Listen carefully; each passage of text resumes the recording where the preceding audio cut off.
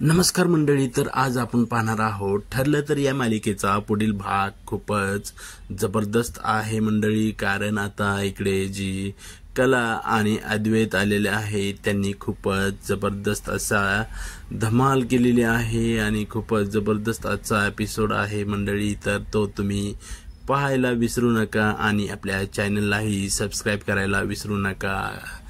तर मंडळी आता इकडे कला ही सायलीच्या घरी आलेली असते। कुसुमताईने कलाला पाणी वगैरे दिलेलं असतं आणि आता कला ही सायलीला म्हणते की सायली, तू खूप धीराची आहेस ग आणि तुझं हा धीर पाहून मला सुद्धा आता काहीतरी शिकावंसं वाटतं आहे। तेव्हा सायली तिला म्हणते की शिकावंसं वाटतं म्हणजे काय, तू काय प्रेमात वगैरे पडलीस की काय।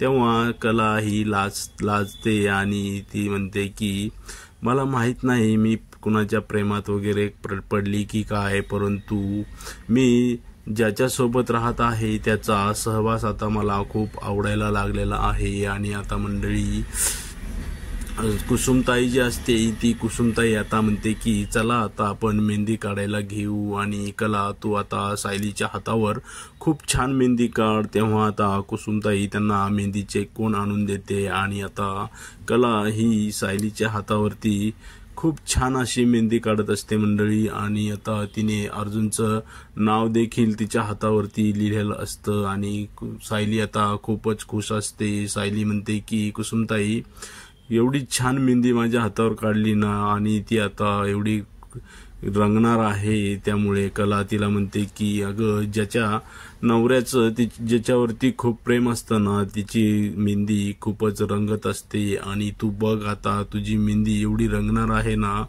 त्यामुळे तुझं अर्जुनवरती आणि अर्जुनचं तुझ्यावरती प्रेम आहे हे आता सिद्ध होणार आहे। आणि मंडळी इकडे अर्जुनच्या घरात सुद्धा लग्नाची खूप जोरात तयारी चालू असते आणि कल्पना सुद्धा सगळ्यांना म्हणत असते की चला आवरा आवरा लवकर, आता मेहंदी काढायला घ्या।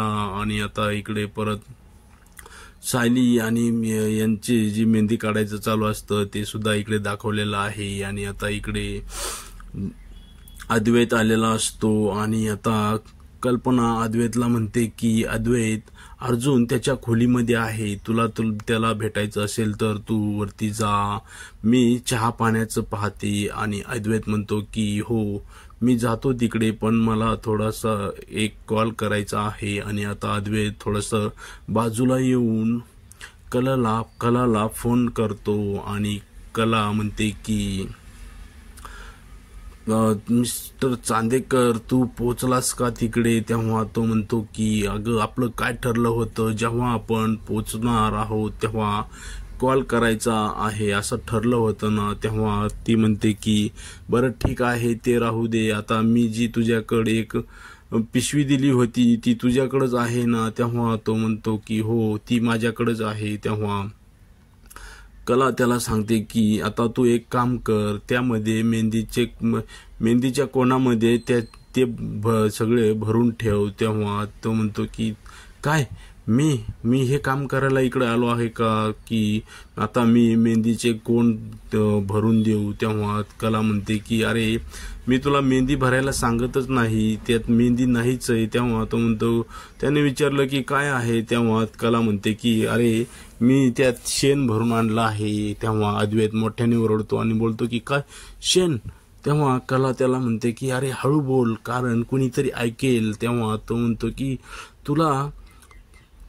तुझ्या मेंदूचं आणि जिभेचं काही कनेक्शन नाही का, तू हे काय करत आहेस की तू मेहंदीच्या ऐवजी शेण घेऊन आलीस। तेव्हा कला त्याला म्हणते की चांदेकर, मी तर खरं तर त्या तन्वीच्या तोंडाला शेण लावणार होते, परंतु जाऊ दे, मी आता फक्त तिच्या हातालाच शेण लावत आहे आणि तू आता ते सगळं शेण त्या मेहंदीच्या कोणामध्ये भर आणि त्या विद्याकडे दे, म्हणजे ती तिच्या हातावरती तन्वीच्या हातावरती मेहंदी ऐवजी शेणाची मेहंदी काढेल। आता अद्वैत हा खूपच चिडलेला असतो मंडळी आणि आता तो कसं तरी वाकडं तिकडं तोंड करून तो आता मेहंदीचे कोण म्हणजे त्या मेहंदीच्या कोणामध्ये भरत असतो। आणि इकडे त्याला कला ही सांगत असते की ते सगळे सगळे कोण भरून ठेव आणि ती मेहंदी ही तन्वीच्या हातावरती लागली पाहिजे. आता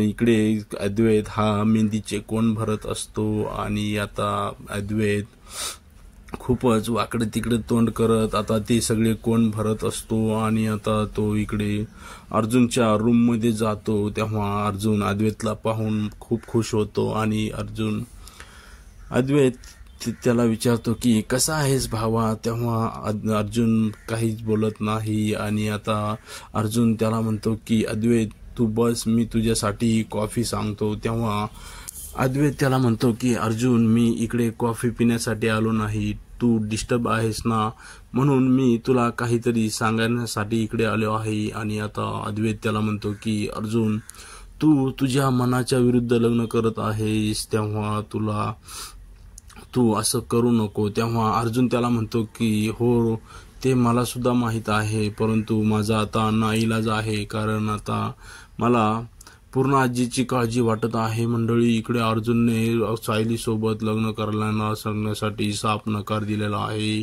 आणि आता तो म्हणतो की मला पूर्ण आजीसाठी लग्न हे तन्वी सोबत करावंच लागणार आहे. आणि इकडे अद्वैत त्याला म्हणतो की अरे, परंतु आता तर पूर्ण आजी बरी झाली आहे ना. तेव्हा तो म्हणतो की नाही, मला अश्विनने सांगितलं आहे की तिला आणखीही धोका आहे, त्यामुळे मला आता हे लग्न करावंच लागणार आहे. तेव्हा तो म्हणतो की अद्वैत त्याला सांगतो की अरे, परंतु तू सायलीचा तरी विचार कर, आणि तुझं आणि सायलीचं लग्न नाही झालं तर काय होईल ह्याचा विचार कर. तेव्हा तो म्हणतो की अद्वैत, तू सुद्धा तुझ्या आबांसाठी दुसरं लग्न केलंच आहेस ना. तेव्हा अद्वैत सांगतो की अरे, माझं वेगळं होतं, माझं ज्या मुलीवरती प्रेम होतं ती भर लग्न मंडपातून निघून गेली होती, परंतु तुझं असं नाही, तुझं जिच्यावर प्रेम आहे ती आजही तुझ्या सोबत आहे, त्यामुळे तू हे लग्न तू करू नकोस. आणि तुझं खरं प्रेम जिच्यावर आहे, म्हणजेच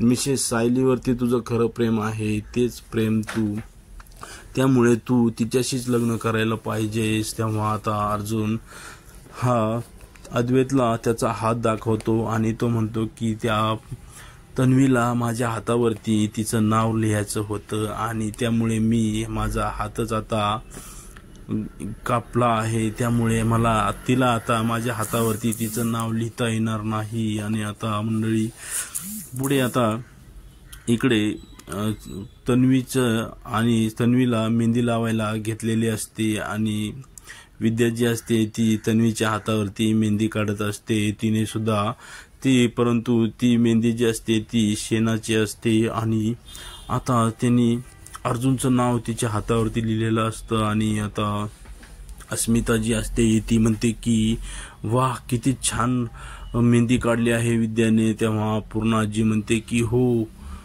खूपच छान मेहंदी काढली आहे आणि ते जी तू नाव लिहिलं आहेस ना ते पण खूप छान केलं आहे, कारण तसं केल्याने ते खूप शुभ असतं. आता इकडे सगळ्यांना आज हळूहळू शेणाचा वास यायला लागलेला असतो मंडळी, आणि आता खूपच मोठी काहीतरी गडबड होणार आहे. तर इकडे आता कल्पना जी असते ती म्हणते की आम्हाला सगळ्यांना, विद्या तुझी तन्वीची मेहंदी काढून झाली की तू आम्हाला सांग, म्हणजे आम्हाला सगळ्यांनाच आता आमच्या पण हातावरती मेहंदी काढायची आहे.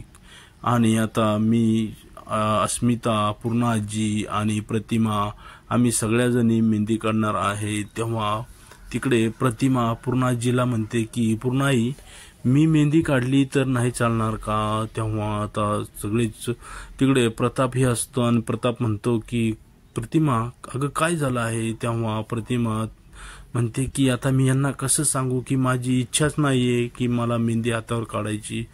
तेव्हा ती म्हणते की अहो, सगळ्यांनी जर मेहंदी हातावर काढली तर घरातील कामे कोण करणार. आणि आता इकडे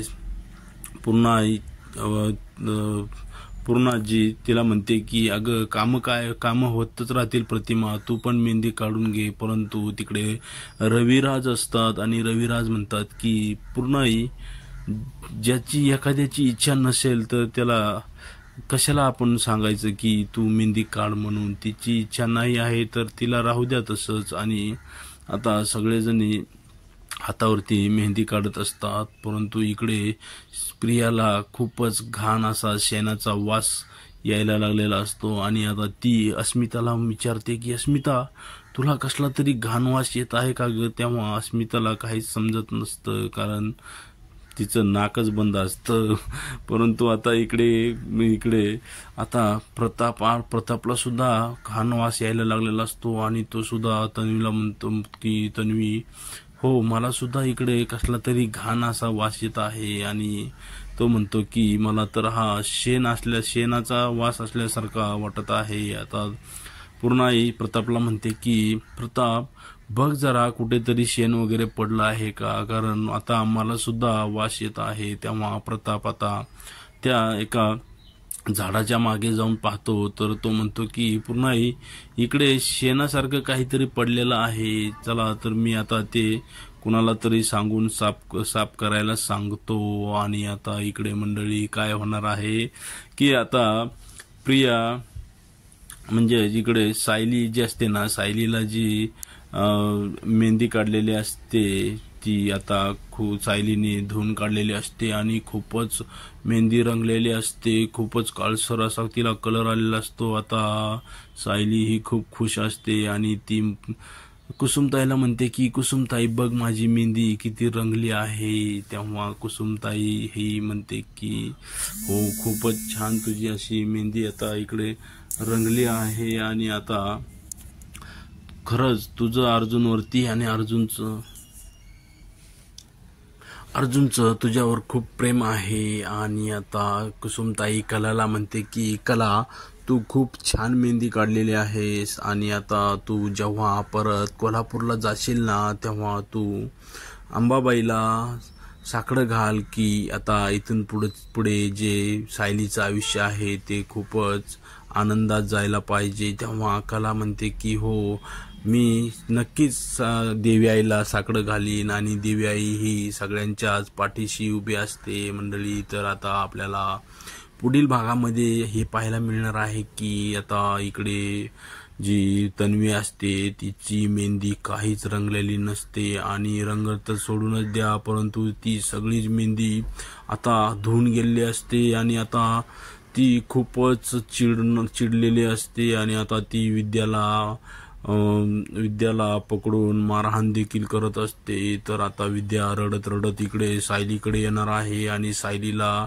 तन्वीबद्दल सांगणार आहे. आता सायलीला तन्वीचा खूपच राग आलेला आहे आणि पुढील भागामध्ये आता सायली ही आता तन्वीला चांगलाच धडा शिकवणार आहे. मंडळी, तर आता तुम्ही ह्या एपिसोड पाहायला विसरू नका आणि आपल्या चॅनललाही सबस्क्राईब करायला विसरू नका मंडळी, कारण उद्याचा जो एपिसोड आहे ना तो खूपच जबरदस्त होणार आहे आणि तो मी आपल्यासमोर सगळ्यात आधी मी तो घेऊन येणार आहे. धन्यवाद.